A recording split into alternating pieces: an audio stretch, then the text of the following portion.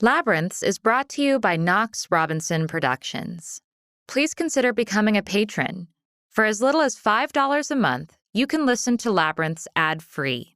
Visit patreon.com/Knox Robinson to learn more.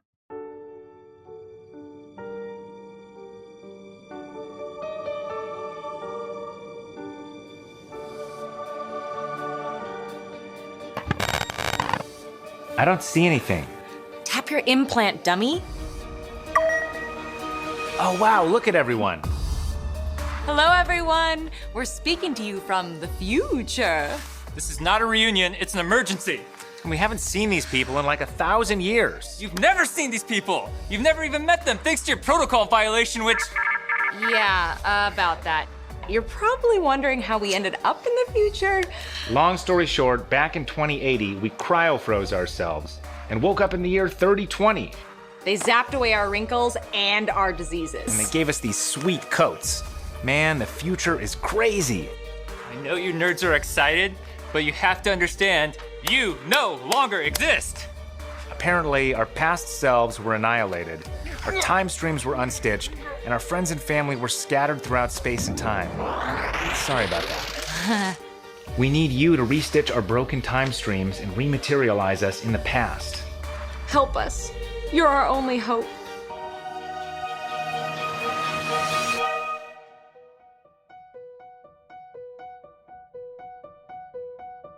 Feeling lost? Then you're in the right place. I'm Christopher Robinson. And I'm Amanda Knox. And yes, Season 2 is still on the way. But in the meantime, here's another special bonus episode of Labyrinths.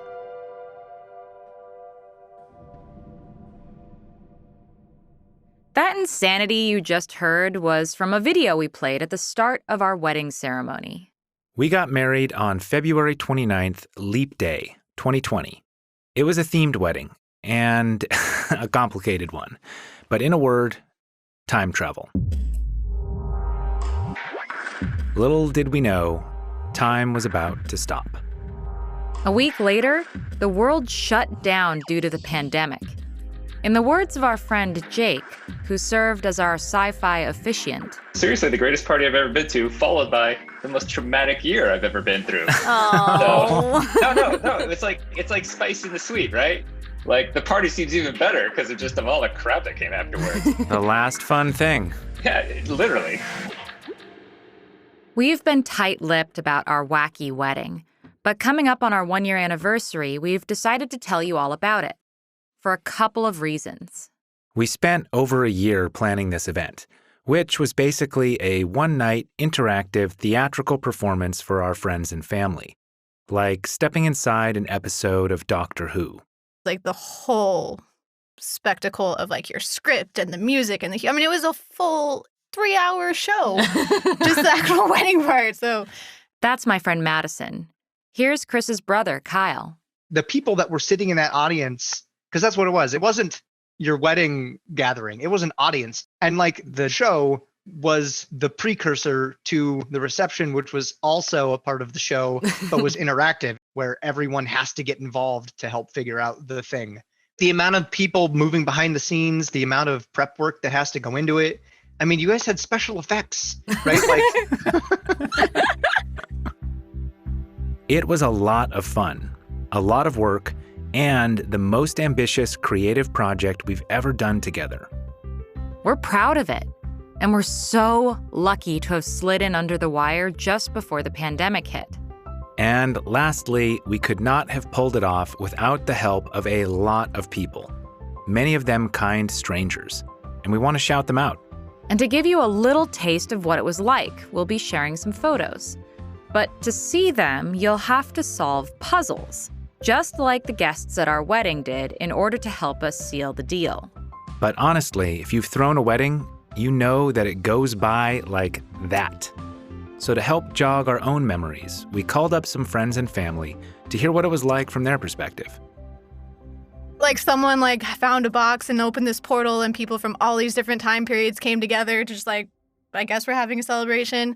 So yeah, obviously just the costumes stand out. Seeing people actually get to interact with the games and having seen you guys work literally for over a year on them, that was really satisfying just to be like, oh my God, it's working. People like this. Woo! Yeah. What was the most out there element? What was the weirdest thing? It was all completely weird. It was, I don't even know. There was a video of you guys talking from one time period and then like disappearing, and all of us need to solve these games to make you guys come back. And then like the ceremony starts and there's a fog machine and you guys are in these cocoon thingies that you each have your own and you come out of, and then like your family has to, your poor hilarious family.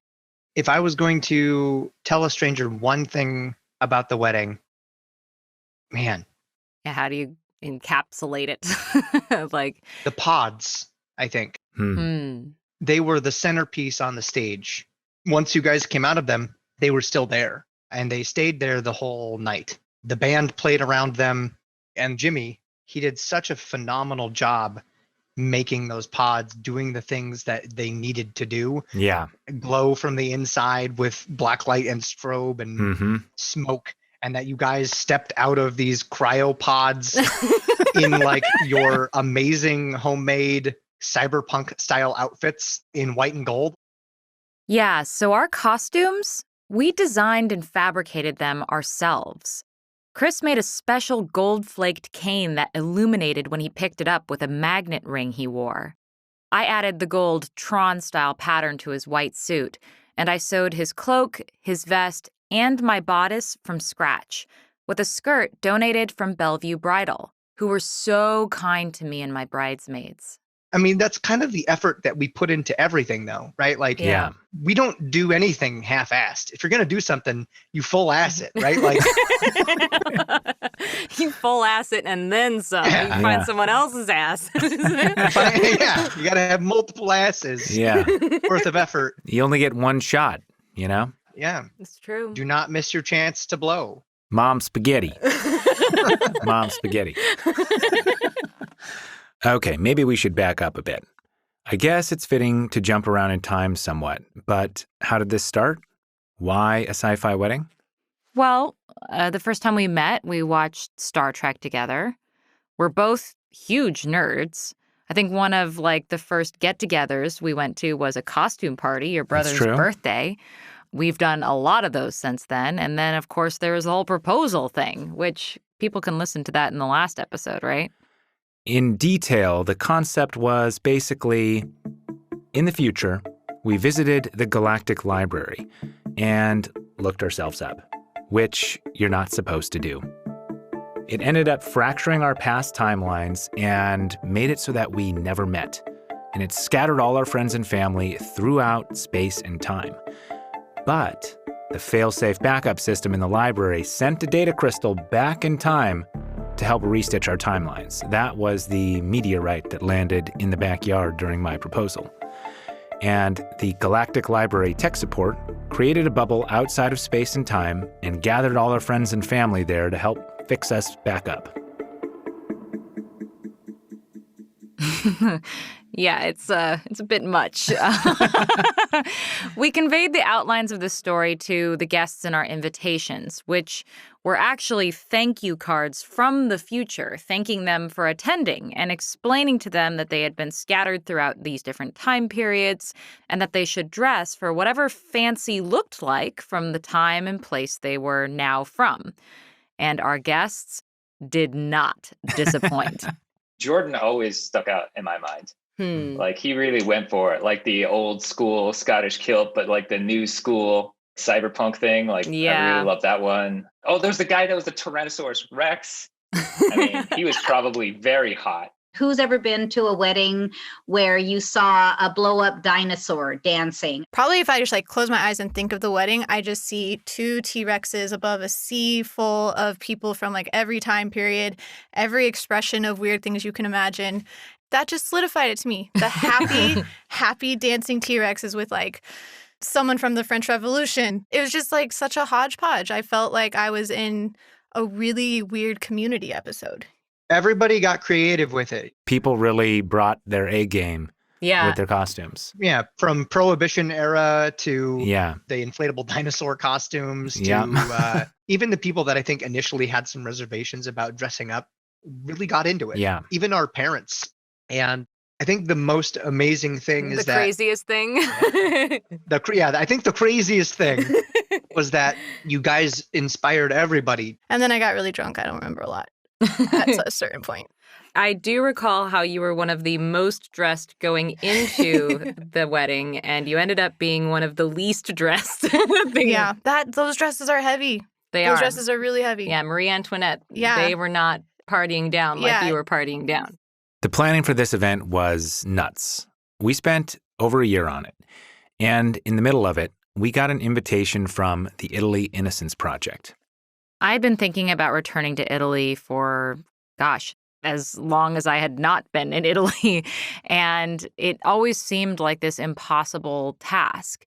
So when the Italy Innocence Project told me that they were going to be holding their first ever event in Modena and that the key issue they were going to be talking about was media representation, and they were inviting me to come speak about my experience there, I thought that there were no better auspices than that. Yeah, it was kind of something we couldn't turn down, even though it was right in the middle of our wedding planning phase the summer before this was all set to happen.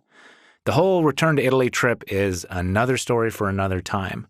But what's relevant here is that not only did it eat into our planning time, but it drained our savings.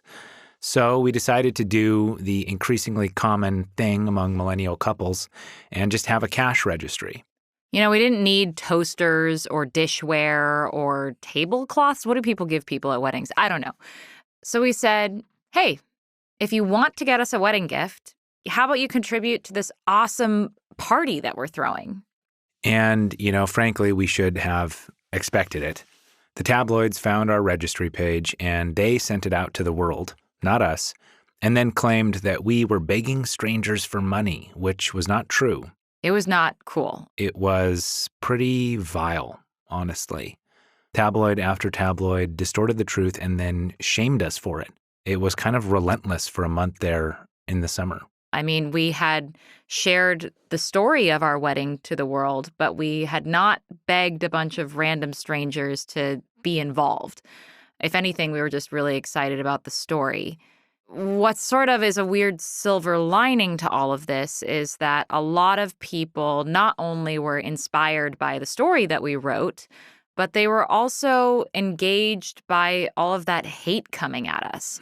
Like a lot of people felt bad for us, and so they actually contributed to the registry. And others offered to help out with our crazy sci-fi event in whatever way they could. Yeah, really, we were just shocked by the amount of love that came our way. This winemaker in Washington, Todd Alexander, who makes Holocene wines, he offered to give us wine for the wedding for free.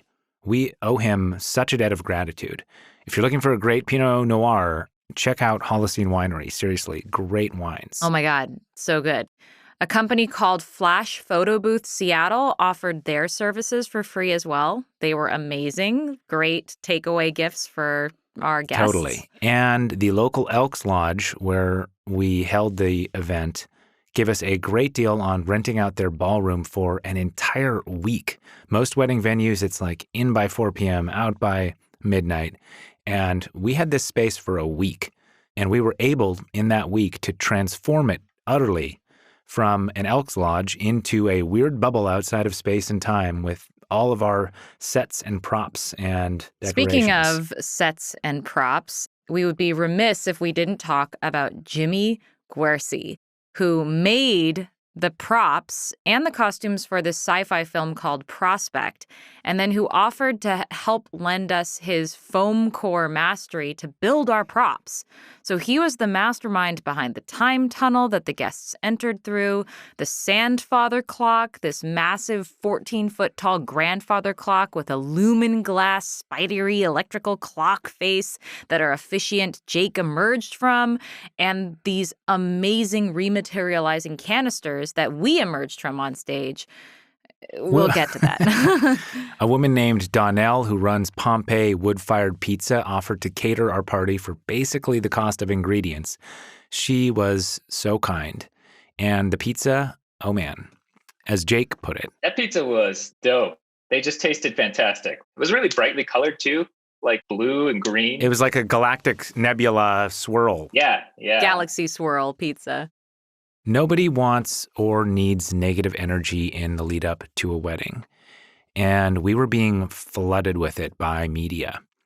All these people really counteracted that. But even more than that, there were just hundreds of people who sent us nice messages of love and hope. Or people who basically pre-ordered a copy of our book of love poems, the Cardio Tesseract, which we published the day of the wedding. Speaking of the Cardio Tesseract, how about we give them our first puzzle? Totally. If you want to see photos of this crazy event, you have to solve 2 puzzles. The first is based around our book of love poems. We read 2 poems from the Cardio Tesseract in our last bonus episode, the Valentine's Special. You can also find images of these poems on my Instagram, @AMamaKnox. These 2 poems are very different, but are connected by a 5-letter word that appears in both poems. The word is also the answer to this question. When is love easy? Find that 5-letter word to answer the first puzzle. And coming right up, we'll take you through what actually happened on Leap Day 2020, starting with something really, really shitty. Bum, bum, bum. Hey, listeners, thanks for tuning in.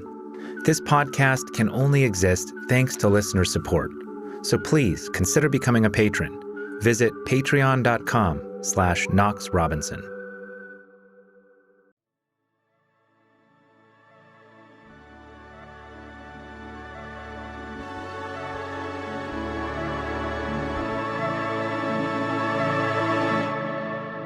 The week leading up to our wedding, we were as stressed as you could be. We had to completely transform the Elks Lodge into a space-time bubble. We had to install the time tunnel that guests would enter through, complete with fog machines and lights. We had 4 different bars in the venue, each from different time periods. So Oh, man. a Roman bar serving wine, a Viking bar serving mead and beer, a 1920s bar with cocktails, and a future bar with alien appetizers. We had to get the canisters working, test out our film elements and sound effects, and rehearse the script. I mean, we had like a 30-page script that we had to memorize. You guys were taking on so much and it was so stressful. Like, I remember that I was hanging out with you most of the time, Crab, and you were just like exhausted after a certain point. And why wouldn't you be? It was like you were running a marathon. And if that wasn't stressful enough, 2 days before Leap Day, the paparazzi found out where we were having the wedding. I think the paparazzi thing, that was the only thing that actually detracted from the experience a little bit, because I appreciate what it would have meant for you guys to have anyone get in. And I definitely found myself going into a little bit of looking over my shoulder mode all the time. There was that cloud over the whole experience. Middle of being part of the greatest party ever, the last costume party maybe I'll ever be in. Who knows? I've never had someone trying to potentially follow me or, watching me. I am in a tabloid in England. I'm in the Daily Mail as man carrying ice. And I was like, yes, that is the one for me. Yeah, that is about as much fame as I want to have in my life. Yeah, I wouldn't want another man carrying ice than you, Jake. We laugh about it now, but seriously, I was having panic attacks. Of all the trauma that I've had in the events from Italy, the tabloid press is just as bad as the memories of prison. We didn't want them invading our lives, taking photos without our consent, and profiting off of shaming us, which is what they'd done the summer leading up to the wedding. So at the very last minute, we had to figure out security. We had to create a wristband system to make sure there weren't any uninvited guests sneaking in, because everyone was in costume. It was if anyone put a wig on, they would have been able to sneak in. So we asked our guests to go through that process and then give away their phones into a bin at the door so no one would be taking unauthorized photos. And then during the actual ceremony, from the stage, I saw a side door to the ballroom open. And I panicked. It turned out it was just one of the bartenders trying to cool the room down. But, that panic was in our heads. It was such a cruel thing to have to deal with, to do to us on that day of all days. So, to the paparazzi who showed up outside the Elks Lodge and sold photos of our guests to the Daily Mail, to TMZ, I really hope you examine your life choices and understand that you cause suffering by doing that work. And I hope you stop. But we're always looking for silver linings, and there's even one here. With all the extra security measures, with all the phones locked in bins, everyone was super present. Nobody was staring at a screen. It just went off with, it was like the best party ever. Like literally, I don't think you're going to top that one. And if you do, that'd be cool. Okay, so what actually happened? Guests were entering through the time tunnel. The entryway, oh my goodness, coming in through the tunnel. They were mingling, getting drinks at the various bars. Then, as the ceremony began, the video from the future that you heard a bit of at the top of this episode played. The curtain went up, revealing the 2 metallic rematerializing canisters, and Jake, Galactic Library tech support, emerged from the Sandfather clock and called our families up on stage to put their hands on these little hand scanners and give their DNA profiles to the canisters. A little wobbly, a little whir, a little clatter, some black lights and strobe lights, fog machines streaming out of the top of the canisters, and we emerged, coughing and confused. And my mom was totally down for the insanity of it, and I love her for that. I was kind of a non-traditionalist. I was a little bit of a rebel. I didn't feel like I needed to be given away by anybody. I didn't belong to anybody. I was going through a real feminist moment there. And so I was happy to just do something crazy with you guys. Jake flipped through the time stream repair manual. It was his first ever time stream restitching event. He was kind of a half incompetent, intentionally so. Bumbling. We scripted him to be a sort of bumbling repair technician. And he declared that it was time for ritual combat. Of course, no way. That's not our vibe. We don't fight each other. So instead of forcing us into that engagement, he let us choose champions to fight for us. And lo and behold, Chris's brother Kyle and his wife Layla are expert sword fighters. So we just handed them the lightsabers and told them to take it away. This was actually something I was really worried about because just the day before in rehearsal, Kyle threw his back out. Oh, yeah, that sucked. I turned around and all of a sudden you're on the ground and moaning, and I'm like, oh no. Get it together, man. Get it together. Yeah, get it together. You owe me a lightsaber battle. The duel ended in a tie. You'll see pictures of this lightsaber fight if you solve the puzzles.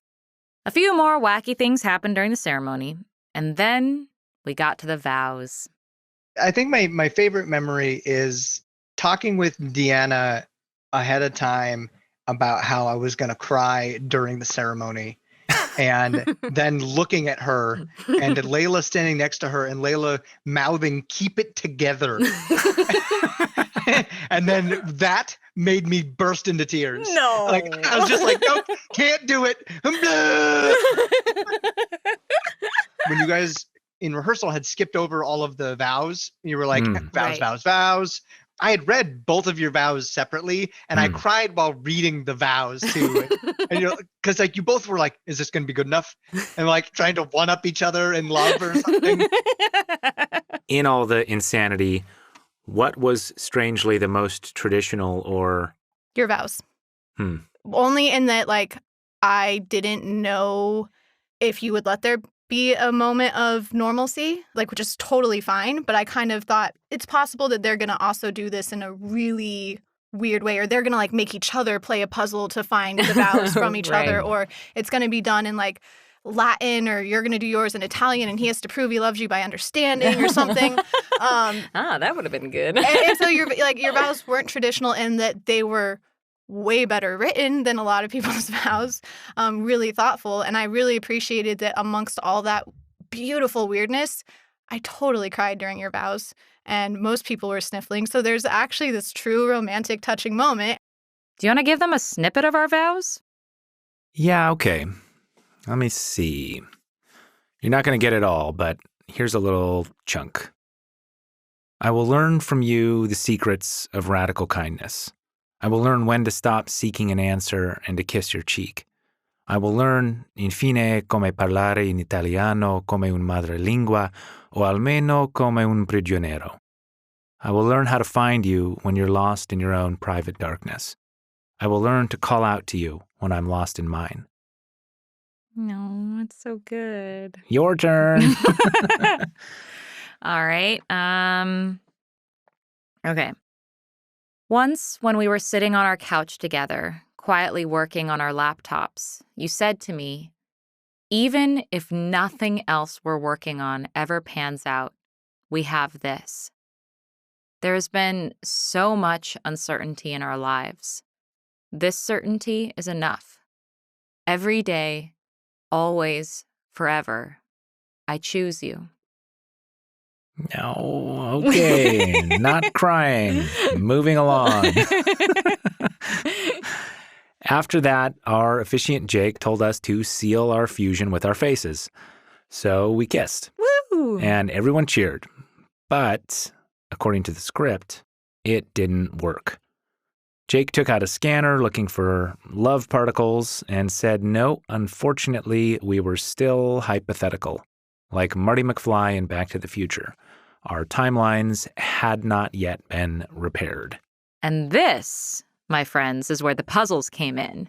So Jake left through the Sandfather clock, handed the manual off to the groomsmen, and they figured out that in order to finish repairing our broken time streams, all the guests had to complete a series of puzzles. Puzzles on every table, and each of those puzzles was centered around the people that were sitting at that table, like their knowledge of you guys. That was the craziest thing. I feel like I've said that was the craziest thing 5 times. Can you compile these at the end? Like the nerd table having the D&D puzzle and the Minotaur thing, and like all of them though having the same core concept of you need to get a code that you can punch into the tablet wall and get a slideshow. And then the slideshow was also geared toward that table and those memories. You guys put an incredible amount of thought and effort into the wedding. There's so many points where that party should not have worked. Like, there's no way for you to be able to test all those puzzles to know if they were fun or like know if this entire script would work, you know? Like there's really no way. You had to just go in and do it and then you nailed it. well, we did have several weekends of puzzle beta testing where we made people come and try the puzzles because you can't launch a product without having just a little bit of beta testing. Yep. Oh yeah, you don't want to be doing the tech support on the spot. Every table had a theme based around some moment in our lives. One table was Amanda's prison years. Another was about when we moved in together, or the time Amanda almost drowned as a kid. And we made 4 or 5 unique puzzles per table. After solving the puzzles, the guests had to input their timeline repair code into a big timeline wall, unlocking these slideshows that were from moments of our lives. I made a puzzle for the nerd table with a specially modified Super Mario Brothers game that had a hidden code embedded in a series of question mark blocks. One table had to go on a scavenger hunt around the venue looking for items related to my Harry Potter obsession. And the table with our swing dancing friends had to solve this puzzle, which we're also giving to you. It's puzzle number 2. This is what they read verbatim. Encyclopedia Galactica records indicate that Amanda and Chris went swing dancing for the first time shortly after they met. But the details of what they drank and how long they danced have been corrupted. Help repair this time stream moment. The following information is known. After every 3rd dance, Chris ordered an old-fashioned. After every 4th dance, Amanda ordered a Chardonnay. Chris spilled half of every 3rd drink. Amanda and Chris drank a total of 9 drinks that night. How many songs did Amanda and Chris dance to? Answer that question, and you have the second half of your answer to unlock the wedding photos. And we've got a few more hints for you coming up.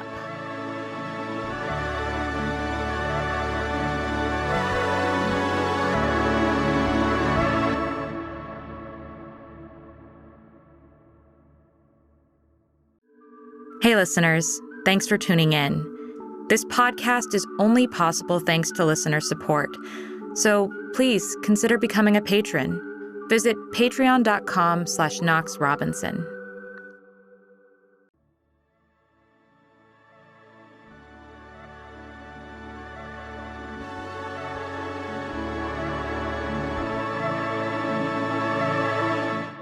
Once everyone had solved the puzzles, we collapsed to the floor, seizuring as our time streams were finally repaired.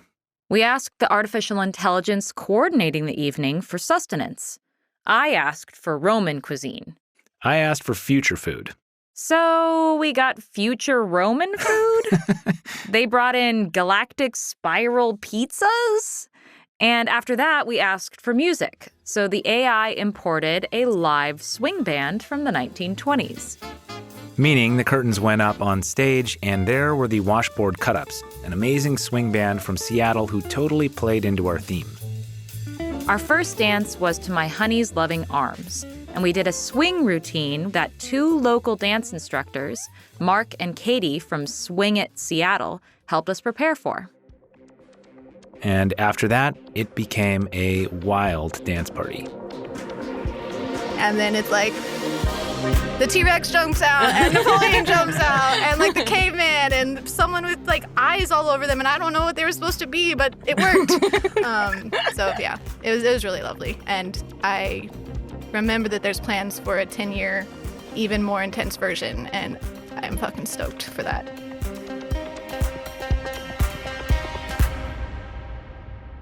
It was an amazing night, and it couldn't have happened without so many people helping us, from our friends and family to total strangers. It's primarily because of that help that we want to share the joy of that day with all of you. And we're sorry to make you jump through these puzzling hoops to see some wedding photos. But given the trauma of having tabloids invade our wedding, we don't want to give them a scrap of free content. And if we were to put these photos on Instagram, they would be legally able to embed them in their own stories, framing them however they desire, earning ad revenue by exploiting us. So we are making it just a little bit difficult, and hopefully a little fun, giving you a taste of the puzzling our wedding guests did. If you solve the puzzles, please don't post the answers. That said, just a few more hints. For puzzle number 1, the 5-letter word you're looking for also appears in the very first line of the poem The Move in the Cardio Tesseract. And for puzzle number 2, you should know that I'm a lightweight. 2 drinks get me tipsy, and I was double tipsy that night. Solve the 2 puzzles and combine the answers into a phrase. The answer to the first puzzle followed by the answer to the second puzzle. No spaces. That is your password. Visit knoxrobinson.com/lastfunthing to enter your answer and see some of our wedding madness. Thanks for joining us for this bonus episode of Labyrinths. Stay tuned for season 2. In the meantime, find us on Instagram at @AmamaKnox, at EMCEE_carbon, at knoxrobinson.com, where you'll also find links to our book, The Cardio Tesseract. And please subscribe, rate, and review us. We never got a honeymoon because the pandemic hit. We'd love to go to a 5-star resort called Apple Reviews of Labyrinths. So corny. And if you've had or are planning a crazy fun wedding, tell us about it. We'd love to hear it. This episode was written by us, edited and sound designed by Chandler Mays, with theme music by Josh Budo Karp.